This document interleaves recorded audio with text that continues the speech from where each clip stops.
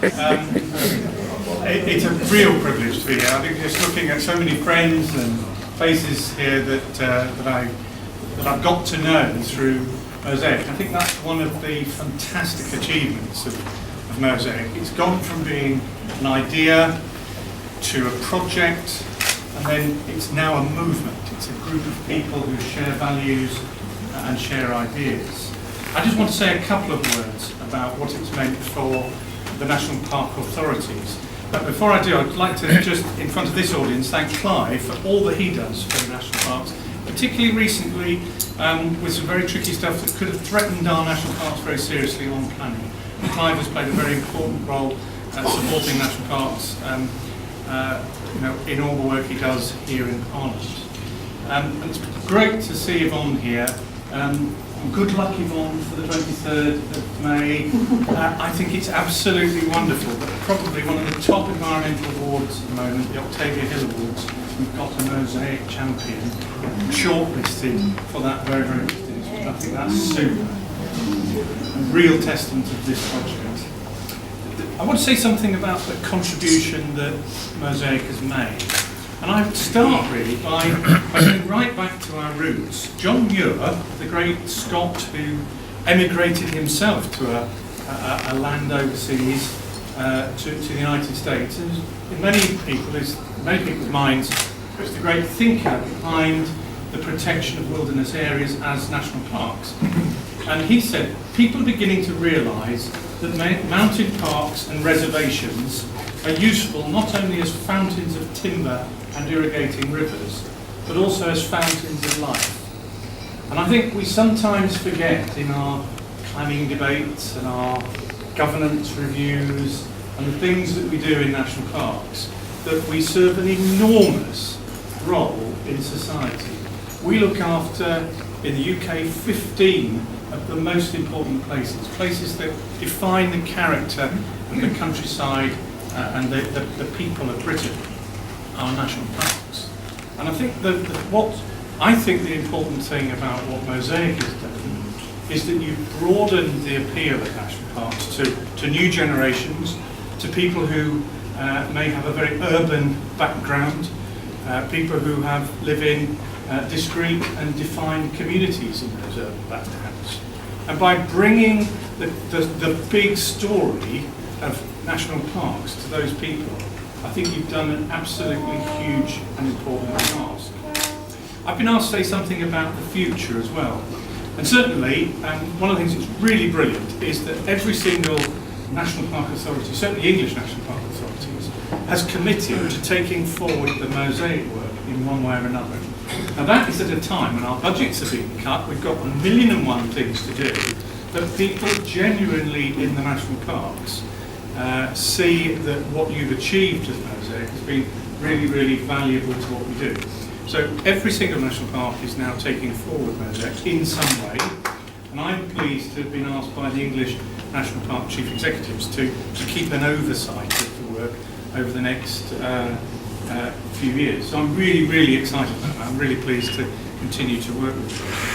I think the main thing about the future Mosaic are all of you standing here, because a great movement goes beyond the governance and the funding and those sorts of things, and it's the passion and the drive and the knowledge and the connections of all of the people here. So you will find the solution, and you may well come up with different models of working, different models of governance, and things may go in different directions, but the kind of drive, the energy and the mission that you all have here to take national parks into great cities, to take people from great cities into national parks, and what possibly could be a bigger mission than that. So thank you to all of you, and I really look forward to working with you in the future.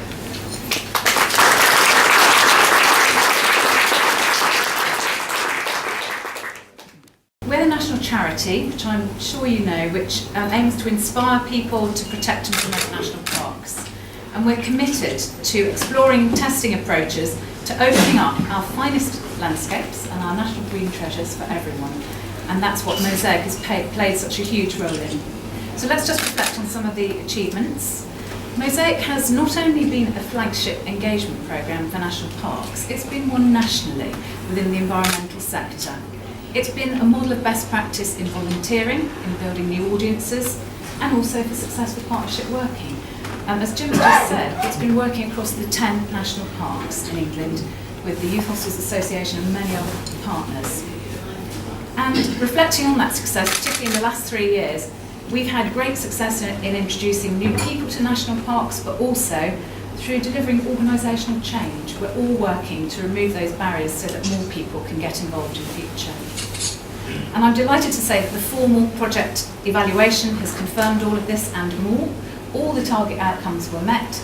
The programme has now laid firm foundations for that long-term engagement of the movement that Jim's been talking about between urban communities, national park authorities and the YHA. So although it's fantastic to see everybody here, and it's a little bit sad to be at the end of this inspirational last 3-year phase of work, it's not the last.